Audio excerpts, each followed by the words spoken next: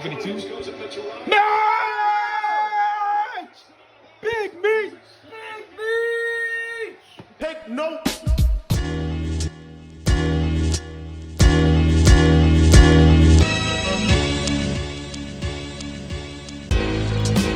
Big Meech! We're here. I'm at Alan Houston. It's different this time. What's up, guys? What up, guys? Another exciting overtime game by the New York Knicks playing against the Charlotte Hornets. 134 to 131. Wow. And JALEN Brunson. Wow. We got a point guard. Ha, JALEN. I know we're asking you for the impossible. I know we're asking you for the impossible.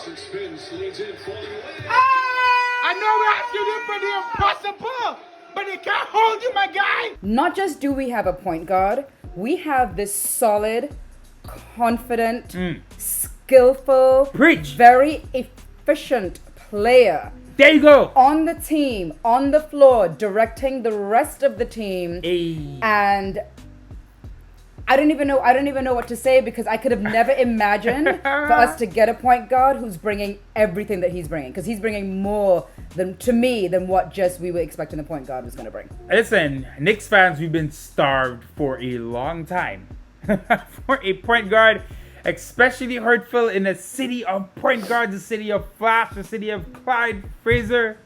Finally, we get this guy, and I love it. It's kind of an under the radar signing in terms of, really big names out there. The contract's a steal. There was so much talk about the contract, what we're gonna do, or they're overpaying him. Nope, he is underpaid, and he's gonna prove it this season. He can be an all-star possibly. Now, I'm gonna give myself some props. I tweeted about JALEN Brunson a year and a half ago. Okay. Said it'd be nice if this guy could come to the Knicks. You'll see. I'm gonna put the tweet on the screen right here. Okay. It'll pop up right here. See, proof is in the pudding, but nah, JALEN Brunson been balling for a while. From rookie year, you saw a step forward from him, and he's gotten better and better. And I think now with the Knicks, he's in a great situation for him. He can be the leader. It's a young team. The team is giving him the reins, and tonight, he's doing everything like you said, right? It's not just the points, right? He gives us, 27 tonight? But he gave us 13 assists, career high, which Here's seems kind of weird. I know, this is the thing. Yeah. So JALEN Brunson's been known as a scoring guard. Right. They said, yes, he's going to go to the Knicks, whatever, he's going to be the lead guy, but this guy doesn't really pass. But I'm like, no, he's going to be who are they talking about? Who are they talking about, fam? Again, like I said, he's so calm and confident when he plays. Yep. And we feel really confident when he has the ball in his hands. There was that shot that Randall took, and you were like, no, I would have rather seen Brunson take it.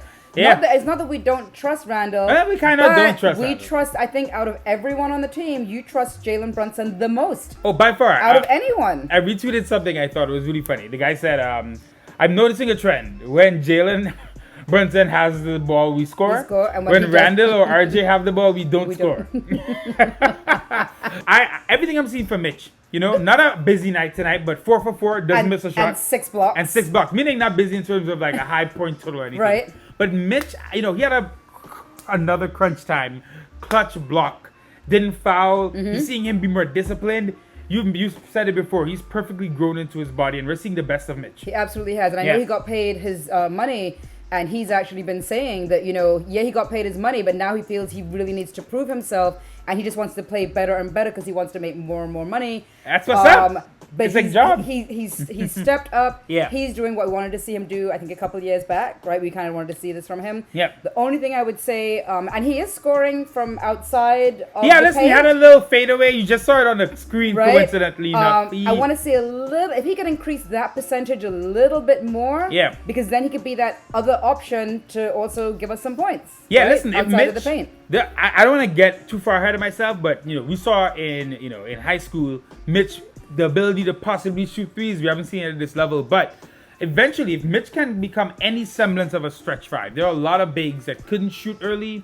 He just got used to hitting a set shot out there. That's going to open up his game even more. But for what he's doing now, he's engaged. He's talking out there on defense. His offensive rebounding is as good as ever, and his defense, he's much more disciplined. 6 blocks today. He's a menace at the rim. I'm not saying we don't need Fournier, but we don't need him as much as we might have last year. I want Grimes out there playing defense. Our point of attack defense, our first line of defense is so poor. Brunson's giving his all out there, but we're not getting enough from Fournier. So I think the evolution of this team requires that Quentin Grimes we held them out of trades for a reason. Right.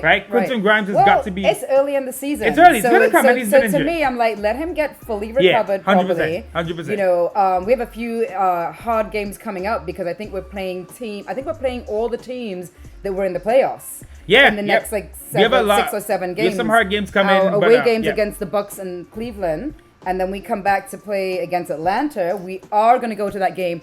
T is not going to sell our tickets for that game because we are going to go to the game. And then we play the 76ers after that. So I know we have some hard games coming up. So I want to see how the team if the team can be as cohesive playing some of these top tier teams. Next 8 games, right? The Pistons is the last game there, so that should hopefully be a win. But playing a lot of decent teams. The Nets, the Bucks, the Hawks are in there. Can't see there. So. Where we at? Yeah, so we got Milwaukee, Bucks, Cleveland. We got Cleveland, we got Atlanta, which is the game we're going to. Philly. We got the Philadelphia 76ers. Boston. Minnesota Timberwolves that are pretty decent right now. And then the Brooklyn Nets, who they lost the game tonight, right? Listen, I'll say this. I think we're 3-1 and they're 1-3. And who's got the better point guard in New York City? I think we do, right, guys? I think we do. All right, so next 8 games. I'm putting the Pistons game in there as well, just so we can get an extra win. I'm hoping for 4-4. 5-3 would be outstanding. But it's interesting because I have a lot of faith in this team. I see the vision. I see that we're a deep team. I see potential. But now we're going to really see it. And you said it, the NBA is so talented. NBA is so talented. The Eastern Conference is so talented. And I know it's really early in the season, but I want to just throw out there, how many games are we hoping to win this season? I asked a couple people online, and someone else asked me. I will reply to you. But right here, I'm going to say I want us to win 50 games. I want us to win 50 games. You know what? I'm just putting that out there. I want us to win 50 games. You know what? Like, you're saying that, my initial gut reaction is like... It's to laugh, right? Yeah, it's to laugh, right? Like, if we went 41-41, people will probably be like, you know what? Solid season, right? Right. That said... If we go 46, I think, that's still you know good. what? I want to get ahead of myself. It's still early in the season, but... Last year we were 37-45. To me, we got to win a good, solid 10 more games than we won last year. Ooh, so we have to win 47 games. To show an improvement as a team. No, a real improvement will be that. It's just that I'm just looking at the teams are so good this year, but this team is fighting. Like every year, I would say the record doesn't mean the same thing. A 41-41 team one year could be better than a 50-win team, depending on how good the league is. Right. This season feels like so many teams are going to be solid, but we'll see because right now Philly's not doing well, Brooklyn's not doing well. We see these are the teams that should be doing really well, so we'll see. But you said 50. You always right. Every time you make a prediction, you're right. No. Every time you're always right. I said, let me be clear, so you all don't think I'm crazy. I said I want us to win 50 games. Right. Yeah. Okay. That's all all I'm saying. Fair. For me, 50. If we win 46, I'll be happy. Yep. We win 46. Yep. I feel like if you win 46, you're seeing a bit of a core here, and then you could consolidate some players, make a trade, and really start taking a step forward as a franchise. But good signs so far. The Knicks are playing hard. The Garden is rocking, and we want to sign off here, but we still got some highlights going. So why don't we just take in some of these highlights as we can we take end in the some episode. of the highlights, and I was talking about DSJ. They go. Oh, they want to talk about DSJ. My goodbye. Just wanted to mention him only because the Knicks fans, us included, shitted on him last year. Nearly made 2 years ago. Wow. I think, time flies. Shitted on him. Made him almost cry on the bench. So I knew when he came out tonight that he was going to have this kind of game. You could see he's gained a different level of confidence. You could see he's playing much better. And I'm happy for him, but I'm glad that we still won the game. Oh, yeah. I mean, listen, actually, I got to give DSJ props. He had improved his defense a lot by the end of his time with us. You notice, like, at the end, he was really pesky on ball. He came into this game with the highest defensive rating in the league, which I didn't know, right? I had no idea that he had that. So he's been a good defender, and you've seen him get more confident. But tonight, you see, he hits that bucket there.